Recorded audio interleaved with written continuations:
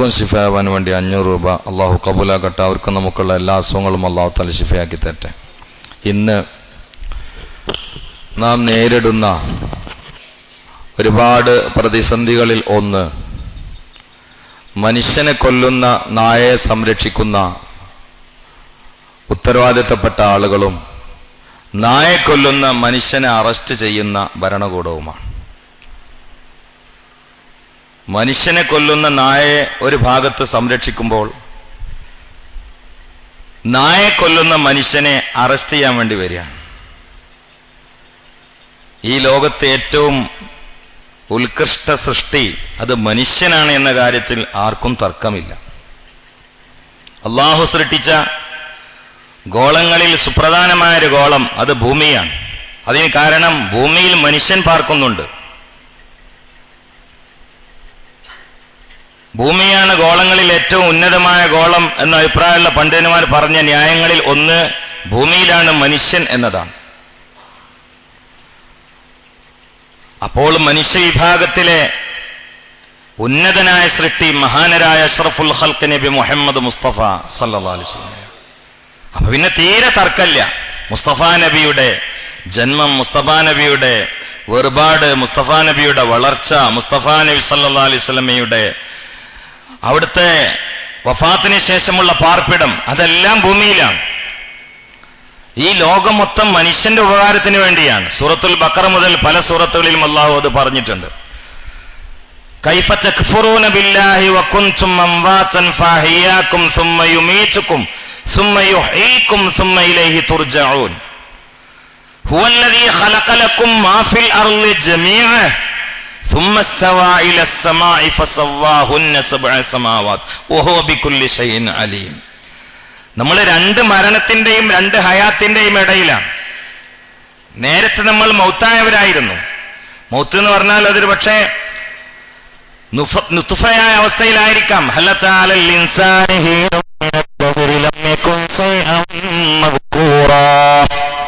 ഇതിനാണ് മൗത്ത് എന്ന് പറയുന്നത്. പിന്നീട് ഹയാത്തിലേക്ക് വന്നു. ഇനി പോകുന്നത് മൗത്തിലാണ്. പിന്നീട് ഹയാത്തുണ്ട്. രണ്ട് മൗത്ത്, രണ്ട് ഹയാത്ത്. അതിൽ ഈ ജീവിതം, ഇതിൽ അള്ളാഹുവിനെ ഇബാദത്ത് ചെയ്യാൻ വേണ്ടിയാണ് സകല സൃഷ്ടികളെയും അള്ളാഹു സംവിധാനിച്ചത്. ഖലഖ ലക്കും മാ ഫിൽ അർളി ജമീഅ. ഈ ലക്കും എന്ന് പറയുമ്പോ ആ കുന്നുള്ള ശരിക്ക് പോയി തറക്കുന്നത് റൂഹിലേക്കാണ്.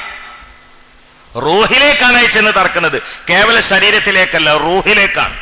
അപ്പൊ മനുഷ്യന്റെ ഉപകാരത്തിന് വേണ്ടിയാണ് ആകാശം ഭൂമി എന്നൊക്കെ പറയുമ്പോ നമ്മൾ സാധാരണ പറയലെന്താ വെച്ചാൽ ഇവിടെ ഉള്ളതൊക്കെ ചീര മനുഷ്യന് തിന്നാനാണ്, മൃഗങ്ങൾ മനുഷ്യനെ അറുത്ത് അതിന്റെ മാംസം കഴിക്കാനാണ്. അത് മാത്രല്ല, കുന്നാണ് പറഞ്ഞത്, റൂഹിലേക്കാണ് പോണത്. അപ്പൊ ഇവിടെയുള്ള സകല സൃഷ്ടികളും അത് മനുഷ്യന്റെ റൂഹിന്റെ ഉപകാരമാണ്. എന്താ റൂഹിന്റെ ഉപകാരം? ഇതൊക്കെ കണ്ടാൽ അള്ളാഹിനെ ഓർമ്മ വരണം. അതാണ് ഞാനുണ്ട് എന്നതിന് തെളിവ് എന്നെ നിങ്ങൾ കാണുന്നു എന്നതാണ്. നിങ്ങളുണ്ട് എന്നതിന് തെളിവ് നിങ്ങളെ ഞാൻ കാണുന്നു എന്നുള്ളതാണ്. നിങ്ങൾക്ക് വാപ്പാരുണ്ട് എന്നുള്ള തെളിവ് നിങ്ങളുണ്ട് എന്നുള്ളതാണ്. പക്ഷെ പടച്ചോണ്ട് എന്നുള്ളതിന് തെളിവോ ഇതൊക്കെയാണ് അല്ലെ? ഈ ലോകത്തെ ഏറ്റവും കൂടുതൽ തെളിവുള്ള ഒരു സംഗതി അള്ളാഹു ഉണ്ട് എന്നുള്ളതാണ്. ഈ ലോകത്തെ ഏറ്റവും പരമമായ ഒരു സത്യം അള്ളാഹു ഏകനാണ് എന്നതാണ്. അത് അംഗീകരിക്കാൻ പലർക്കും കഴിഞ്ഞില്ല എന്നുള്ളത് ഈ ലോകത്ത് വന്നു പോയതിൽ ഏറ്റവും വലിയ വിഡ്ഢികളാണ് എന്നതിന്റെ തെളിവുമാണ്. കാരണം ഈ ലോകത്തെ ഏറ്റവും വലിയ സാക്ഷ്യം, ഏറ്റവും വലിയ പ്രൂഫ്, ഏറ്റവും വലിയ തെളിവുകൾ അതുള്ളത് അള്ളാഹു ഉണ്ട് എന്ന കാര്യത്തിനാണ്. ആ അള്ളാഹു ആകട്ടെ ഇത് മുഴുവനും സൃഷ്ടിച്ചത് മനുഷ്യന്റെ ഉപകാരത്തിനാണ്. എല്ലാം സൃഷ്ടിച്ചത് മനുഷ്യന്റെ ഉപകാരത്തിനാണ്.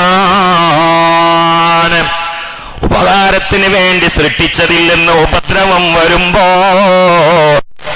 നമ്മൾ മനസ്സിലാക്കണം, പാൾട്ട് ആ സൃഷ്ടികളിലെല്ലാം അത് മനുഷ്യരിലാണ്.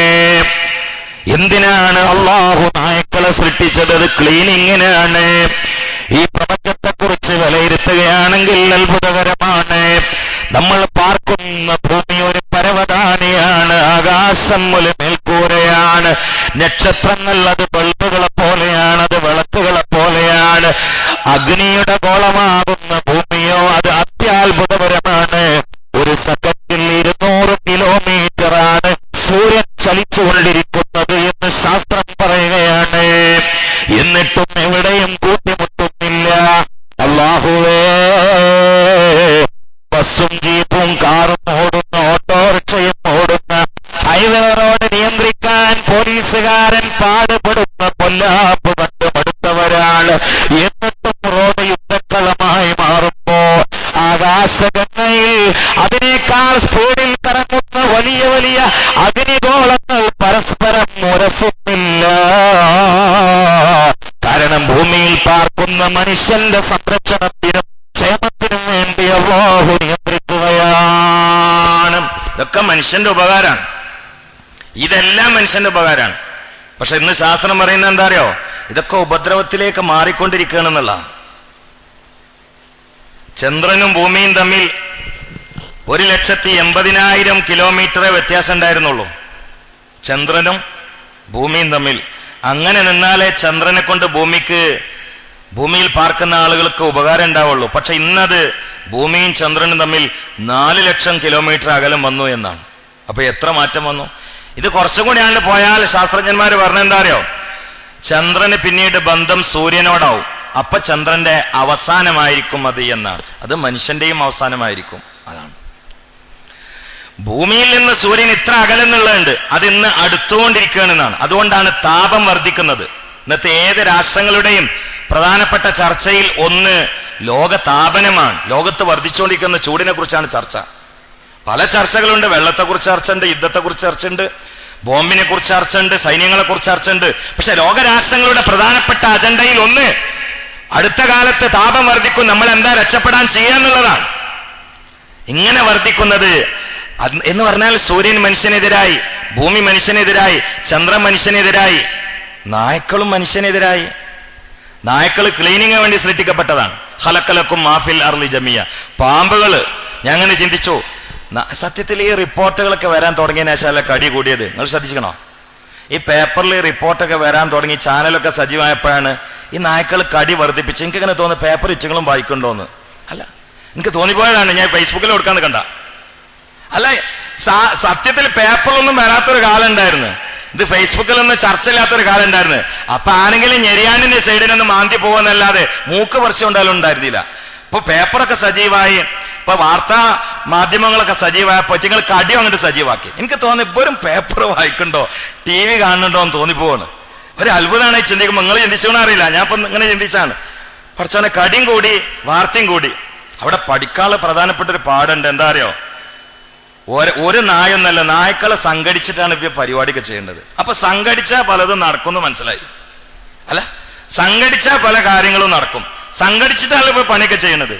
സംഘടിച്ച് ചെയ്തു. ഒരു മനുഷ്യനെ മൂക്ക് പറിച്ചു, ചെകിട് പറിച്ചു, ഞെരിയാണി പറിച്ചു, വാരിയല് വാരി അയാളെ കൊന്നിട്ട് സംഘടിച്ചിട്ട്. അപ്പൊ പിന്നെ നായ്ക്കളെ കൊല്ലാൻ മനുഷ്യനോട് സംഘടിച്ച്. അപ്പൊ വലിയ ലാഭം കിട്ടി. അറസ്റ്റ് ചെയ്യാൻ വന്ന ആളുകൾ തിരിച്ചാണ്ട് പോയി. കാരണം സംഘടിച്ച കണ്ടപ്പോ വയദുല്ലാഹി മഅൽ ജമാഅ മുഹമ്മദ് മുസ്തഫ. അതിൽ നിന്ന് വലിയൊരു പാടുണ്ട്. സംഘശക്തി, സംഘടിത ശക്തി. ആ കൂട്ടത്തിൽ സാന്ദർഭികമായിട്ട് ഞാൻ ഓർമ്മപ്പെടുത്തുകയാണ്. അടുത്ത 4-ാം തീയതി വലിയൊരു സംഘശക്തി ഏക സിവിൽ കോഡിനെതിരെ സമസ്തയുടെ കീഴിലായിട്ട് അടുത്ത 4-ാം തീയതി അസന്നേഷം, വെള്ളിയാഴ്ച അസന്നേഷം നമ്മുടെ ഏറ്റവും വലിയ സംഘശക്തി തെളിയിക്കാൻ ഉത്തരവാദിത്തപ്പെട്ട ആളുകൾക്ക് ഉദ്യോഗസ്ഥന്മാർ അവിടെ പങ്കെടുത്തുകൊണ്ട് റിപ്പോർട്ട് നൽകും. ഏക സിവിൽ കോഡ്ക്കല്ല, ഒന്നും അങ്ങോട്ട് പോകണ്ട. കാരണം മലപ്പുറം ഒന്നായിട്ട് പാൽക്കടലായിരുന്നു, റോഡ് കാണാത്ത അവസ്ഥയിലായിരുന്നു, ഭൂമി ആകാശമായി മാറിയതുപോലെയാണ്. അതുകൊണ്ട് മുസ്ലിമീങ്ങൾക്കിടയിൽ ഏക സിവിൽ കോഡ് വിലപ്പോവുകയില്ല എന്ന് ഉത്തരവാദിത്തപ്പെട്ട ഉദ്യോഗസ്ഥന്മാർ അധികാര സ്വാഭാവത്തിൽ വിരാജിക്കുന്ന ആളുകൾക്ക് റിപ്പോർട്ട് നൽകണം ഇൻഷാ അല്ലാഹ്. അതിന് എല്ലാവരും സമസ്തയുടെ കീഴിലുള്ള പ്രതിഷേധ റാലിയിൽ പങ്കെടുക്കണമെന്ന്. സംഘശക്തിയാണ് ലോകത്തെ വിജയിപ്പിക്കുക എന്ന് നായ്ക്കൾ തെളിയിച്ച കാലമാണ്. നായ്ക്കളെ കൊന്നതിന്റെ പേരിൽ അറസ്റ്റ് ചെയ്യാമെന്ന ആളുകളെ പിന്തിരിപ്പിച്ചത് മനുഷ്യന്മാർ സംഘടിച്ചത് കൊണ്ടാണ്. അതുകൊണ്ട് സംഘശക്തിക്ക് കാലം നമ്മെ തോടുകയാണ്. ഏക സിവിൽ കോഡിനെതിരെ സംഘശക്തിയുണ്ട്, സംഘടിത ശക്തിയുണ്ട്, റാലിയുണ്ട്. പങ്കെടുക്കണമെന്ന് സാർവത്രികമായി ഞാൻ ഓർമ്മപ്പെടുത്തലോടുകൂടെ ഒരു കാര്യം നമ്മൾ ചിന്തിക്കണോ? നായ്ക്കൾ, ഭൂമിയിൽ പാർക്കുന്ന നായ്ക്കൾ നമുക്ക് എതിരായപ്പോൾ പുറത്തിറങ്ങാൻ പേടിയാണ്. ആ കൂട്ടത്തിൽ നിങ്ങളൊന്ന് ചിന്തിക്കണോ? ഇതേ രൂപത്തിൽ ആനകൾ എതിരായാൽ, പാമ്പുകൾ എതിരായാൽ, പൂച്ചകൾ എതിരായാൽ, പടച്ചവൻ പേരുകളെ സംഘടിപ്പിച്ചുകൊണ്ട് പരീക്ഷിച്ചിട്ടുള്ള വിഭാഗമില്ലേ? അല്ലാഹു സുബ്ഹാനഹു വ തആല തവളകളെ കൊണ്ട് പരീക്ഷിച്ച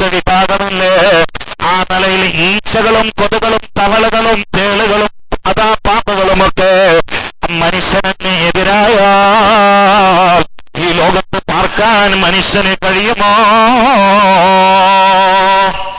നായ്ക്കളെതിരായപ്പോഴേക്ക് അതിന് എല്ലാ നായ്ക്കളെതിരായിട്ടൊന്നുമില്ല. കേരളത്തിൽ ലക്ഷക്കണക്കിന് നായ്ക്കളുണ്ട്. അതിലൊരു 2000-3000 നായ്ക്കൾ ഇപ്പൊ നമുക്ക് എതിരായിട്ടുള്ളൂ. അപ്പോഴേക്കിന് കോടിക്കണക്കിന് മനുഷ്യന്മാർക്ക് ഉറങ്ങാൻ പറ്റണില്ല. ഈ നിലയില് ആടുകളും ആനകളും പാമ്പുകളൊക്കെ ഉണ്ട് എതിരെ. അപ്പം തന്നെ ഞാൻ പരിപാടിക്ക് പോകുമ്പോ ഞാനൊരു ചായ എടുക്കാൻ വേണ്ടി വണ്ടി സൈഡാക്കിയിട്ട് ഇങ്ങനെ ഇറങ്ങിയപ്പോ എന്റെ മുമ്പിൽ ഒരു തമിഴ് ലോറി നിൽക്കുന്നുണ്ട്. അവരെന്തോ ഒരു ആവശ്യത്തിന് ഇറങ്ങിയതാ. അപ്പൊ തമിഴ് ലോറിന്റെ ഉള്ളിൽ നിന്ന് വലിയൊരു പാമ്പ് കണ്ട് ഇറങ്ങി. ലോറിന്റെ ഉള്ളിൽ നിന്ന് ചാക്കിന്റെ ഉള്ളിൽ കൂട്ടി കറുത്തൊരു പാമ്പ് അതുകൊണ്ട് ചാടിയിട്ട് എന്റെ വണ്ടിന്റെ നേർക്ക് ഇങ്ങനെ തല പൊന്തിച്ചിട്ട് വരികയാണ്. അപ്പൊ തല പൊന്തിച്ചപ്പോ മനസ്സിലാക്കി ഇന്നെ നേരിടാനായിരിക്കും. നോക്കുമ്പോ അതല്ല, അതിന്റെ വായിലൊരു എലിയുണ്ട്. അപ്പൊ എലിനെ കൊണ്ടുപോവാണ്. എന്നെ കണ്ടപ്പോ ആ എലിനെ അവിടെ ഇട്ടിട്ട് റോട്ടിൽ നിന്ന് ഓടി. ഞാൻ അങ്ങനെ എന്തിച്ചു പഠിച്ചോനെ ആ വരവ് എന്റെ അടുത്ത് കാണി എന്താ കാട്ടുക. പക്ഷെ എന്നെ കണ്ടപ്പോഴേക്ക് ഓടാനുള്ള തോന്നിപ്പിച്ചു. നേരെ മറിച്ച് ഇങ്ങോട്ട് വന്നാൽ ഞാൻ എന്താട്ടെ, എന്റെ അടുത്തൊന്നുമില്ല, ഒരു വടിയും കൂടിയില്ല. പിന്നെ ഒരു പാമ്പിനെ കണ്ടിട്ട് വലിയൊരു മൂലയൊരു തലയൊക്കെ ഇട്ടിട്ട് ഓടുന്നുണ്ട്. ആൾക്കാർ ഫോട്ടോ എടുത്തിട്ട് ഫേസ്ബുക്കിൽ കൊടുക്കൂലേ, എന്നാ അതിന്റെ കാലല്ലേ. അപ്പൊ അതുകൊണ്ട് ഓടാനും പറ്റൂല. ഞാൻ അങ്ങനെ കരുതി പഠിച്ചോനെ അത് നേരം കണ്ട് വരികയാണെങ്കിൽ ഞാൻ എന്താ കാട്ടുകയെന്ന് അല്ലേ. പക്ഷെ നേരെ അങ്ങോട്ട് പോയി. ഈ പാമ്പുകളൊക്കെ മനുഷ്യനെതിരെ അള്ളാഹു തആല കൊടുന്നാ കുടുങ്ങിയില്ലേ നമ്മള്. പൂച്ചകൾ, ആനകൾ, എത്ര ആനകളുണ്ട് കാട്ടിലെന്നറിയോ. ഈ ആനകളൊക്കെ കൂടി ഒരു മീറ്റിംഗ് കൂടിയാണ് തീരുമാനിച്ചെന്ന് തൊട്ടാ. മനുഷ്യന് കുറെ കാലമായി നമ്മളെ പുറത്ത് കയറിയിട്ട് നടക്കാൻ തുടങ്ങി. ഏറ്റവും ഒന്നിനും പറ്റൂല. നമ്മളൊന്നാണ്ട് വീഴ്ച അങ്ങോട്ട് പോയിക്കോളും. നമ്മൾ നാളെ എല്ലാവരും കൂടി ആണ്ട് റോട്ടിക്ക് ഇറങ്ങല്ലേ എന്ന് മനസ്സിലാക്കിയിട്ട് എന്നാലും പോലും ആ ഭാഗത്തുള്ള ആനകളൊക്കെ കൂടി റോട്ടിൽ കണ്ട് ഇറങ്ങിയാൽ ഒരൊറ്റ ജില്ലയിലും കുട്ടികൾക്ക് സ്വസ്ഥമായിട്ട് ഒരു കടയും തുറക്കാൻ പറ്റില്ല. ഹോട്ടലടക്കം പൂട്ടേണ്ടി വരും. ഒന്നും തുറക്കാൻ പുതിയ ഹോട്ടലാണ് ശരി, പഴയ ഹോട്ടലാണ് ശരി, ഒക്കെ പൂട്ടേണ്ടി വരും. ഏത് ഹോട്ടലും പൂട്ടേണ്ടി വരും. ആനകൾ കണ്ട് ഇറങ്ങിയാൽ എന്താ ചെയ്യാന്ന് ഒരു മനുഷ്യനും കിട്ടൂല. പക്ഷെ അള്ളാഹു തആല ഹിഫ്ള് ചെയ്തു. ഇപ്പൊ അള്ളാഹു തആല നായക്കളൊന്നിങ്ങനെ ഇളക്കി തന്നു. നമ്മളൊന്ന് സാമ്പിൾ നോക്കിയതാണ്. ഒന്നിങ്ങനെ ഇളക്കി തന്നു. ജീവിക്കാൻ കഴിയുന്നില്ല. ഇവിടെ ജുമുഅക്ക് ശേഷമുള്ള സന്ദേശം എന്ന നിലയിൽ ഒറ്റ കാര്യമേ പറയാനുള്ളൂ. എന്തുമാവാം, എന്ത് ചർച്ചയാവാം, രക്ഷപ്പെടാനുള്ള മാർഗങ്ങൾ തേടാം. ഉത്തരവാദിത്തപ്പെട്ട ആളുകളോട് ഞങ്ങൾക്ക് പറയാനുള്ളത്, ഉത്കൃഷ്ട ജീവി മനുഷ്യനാണ്. മനുഷ്യന്റെ സ്വാസ്ഥ്യതയെ നഷ്ടപ്പെടുത്തുന്ന, സ്വാസ്ഥ്യതയ്ക്ക് മങ്ങലേൽപ്പിക്കുന്ന, സ്വാസ്ഥ്യതയ്ക്ക് വിഘാതം സൃഷ്ടിക്കുന്ന ജീവി ഏതാണെങ്കിലും അതിനെ നശിപ്പിക്കുകയേ മാർഗമുള്ളൂ. അതാണ് മുസ്തഫ നബി സല്ലല്ലാഹു അലൈഹി വസല്ലം പറഞ്ഞത്. കടിക്കുന്ന നായെ കൊല്ലാം മുഹമ്മദ് നബി സല്ലല്ലാഹു അലൈഹി വസല്ലം. അത് ബുദ്ധിപരമാണ്. അത് എവിടുന്ന് ആരെതിർത്തനും കാര്യമില്ല, ബുദ്ധിപരമാണ്. അങ്ങോട്ട് വരെ പ്രായോഗിക മാർഗമുള്ളൂ അതവിടെ. പക്ഷെ നമ്മൾ മനസ്സിലാക്കേണ്ടത് മുഹമ്മദ് മുസ്തഫ. പാമ്പുകളാണെങ്കിലും ആനകളാണെങ്കിലും ആടുകളാണെങ്കിലും പൂച്ചകളാണെങ്കിലും പട്ടികളാണെങ്കിലും പ്രാണികളാണെങ്കിലും പറവകളാണെങ്കിലും മരങ്ങളാണെങ്കിലും കടലാണെങ്കിലും സൂര്യനാണെങ്കിലും സകലതിനെയും അല്ലാഹു ബാലൻസ് വെച്ചുകൊണ്ട് നിയന്ത്രിച്ചതാണ്.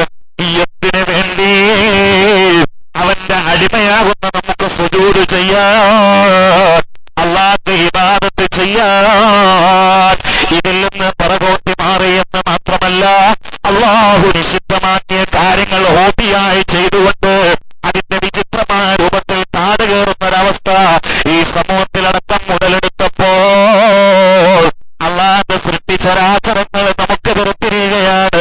സൂര്യനും നമുക്ക് എതിരാവുകയാണെന്ന് സയൻസ് പറയുന്നു. ചന്ദ്രനും നമുക്ക് എതിരാവുകയാണെന്ന് സയൻസ് പറയുന്നു. അതിന്റെ അലയണികൾ നമ്മൾ കണ്ടുകൊണ്ടിരിക്കുകയാണ്. കേരളത്തിനെ അപേക്ഷിച്ചെടുത്തോളം തീഷ്ണമായ ഉഷ്ണമോ ശക്തമായ ശൈത്യമോ ഇല്ലാതെ അള്ളാഹുവിന്റെ ദൈവത്തിന്റെ സ്വന്തം നാട് എന്ന മറ്റു രാഷ്ട്രങ്ങളില് കേളിയേറ്റ നാടായിരുന്നു കേരളം. പക്ഷെ ഇപ്പോൾ അതാ തണുപ്പ് കാലത്തും ചൂടാണ്, മഴക്കാലത്തും ഫാനിടേണ്ട ഗതികേടാണ് എന്ന് പറഞ്ഞാൽ ലോകമാസകലം അല്ലാഹുവിന്റെ സൃഷ്ടിപ്രതിഭാസങ്ങൾ നമുക്കെതിരാകുമ്പോ മുഅ്മിനീങ്ങളെ നമുക്ക് ഓടാനുള്ളത്, തിരിഞ്ഞു നോക്കാനുള്ളത്, രക്ഷപ്പെടാനുള്ള മാർഗവും അവലംബവുമായി പരിഗണിക്കാനുള്ളത് തഖ്വയാണ്. അതുകൊണ്ട് ചെയ്തു പോയ ദിവസങ്ങളിൽ നിന്ന് മാപ്പ് ചോദിച്ചിന് ചെയ്യില്ല എന്ന തീരുമാനത്തിൽ ഉറച്ചു നിന്നുകൊണ്ട് തഖ്വയോടെ ജീവിച്ച് തഖ്വയോടെ മരിക്കാൻ അല്ലാഹു നമുക്ക് അവസരം നൽകട്ടെ. നായക്കളടക്കം പാമ്പുകളടക്കം ആനകളടക്കോ അചേതന വസ്തുക്കളായ സൂര്യൻ, നക്ഷത്രങ്ങള്, ഉൽപ്പകളടക്കം അല്ലാഹു അതിന്റെ ദുരന്തങ്ങളിൽ ചാമ്പലാകുന്ന അദാബിൽ നിന്ന് നമ്മളെ കാത്തു രക്ഷിക്കട്ടെ. വിഷപ്പാമ്പുകളിൽ നിന്നോ, പേപ്പട്ടികളിൽ നിന്നോ, ഉപദ്രവജീവികളിൽ നിന്നോ, ക്ഷുദ്രജീവികളിൽ നിന്നോ അല്ലാഹു നമ്മെ രക്ഷപ്പെടുത്തട്ടെ. ഇവിടെ നൽകിയ സംഭാവനകൾ അല്ലാഹു സ്വീകരിക്കട്ടെ. ജാരിയായ സ്വർണ്ണയായി സ്വീകരിച്ചുകൊണ്ട് അവരെയും നമ്മെ അല്ലാഹു രക്ഷപ്പെടുത്തട്ടെ. അവരുടെ രോഗങ്ങളിൽ രോഗങ്ങൾ അല്ലാഹു ശിഫയാക്കി കൊടുക്കുകയും മരിച്ചവർക്ക് വിശാലമാക്കി കൊടുക്കുകയും പള്ളിയുടെ ചുറ്റുഭാഗത്തുള്ള